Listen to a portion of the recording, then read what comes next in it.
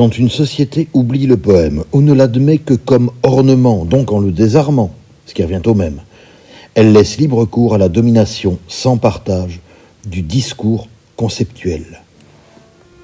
Telle est la supercherie de nos démocraties.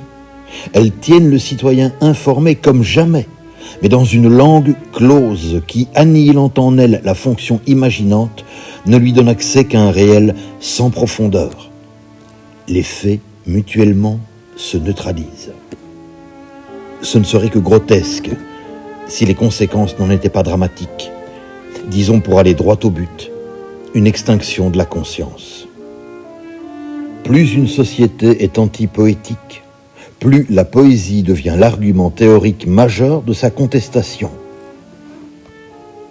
De ce point de vue, manifester le poème dans l'espace public, pour autant qu'il ne cède rien de sa polysémie dérangeante, c'est bien aujourd'hui la plus simple, la plus nette et la plus droite objection au modèle dominant qui, pour les raisons que j'ai dites, amoindrit chaque jour davantage la conscience que nous avons du réel.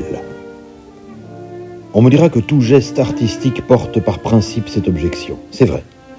Mais le poème est le seul, parce qu'il est indemne de tout enjeu économique ou distractif, parce qu'il ne saurait entrer dans l'ordre de l'événementiel, il ne sera jamais un spectacle, ou conduire son auteur à la ferme des célébrités, le seul qui me paraisse irrécupérable. Ronsard, Chénier, Whitman, Baudelaire ne peuvent tout de même que difficilement être le prétexte d'un festif prime-sautier et bon enfant. Le poème a aussi cette vertu. Il ne demande pour exister publiquement ni infrastructure technique, ni dispositif particulier, ni lieu dédié, ni scénographie dispendieuse. Il ne lui faut que la voix, l'oreille et le silence. Tout poème est un grain de sable dans les rouages de la grande machine à reproduire le réel tel qu'il est. La poésie est la perpétuelle insurrection de la conscience contre l'oubli que l'homme fait de lui-même dans sa démarche hâtive. Nous vivons un temps vulgaire.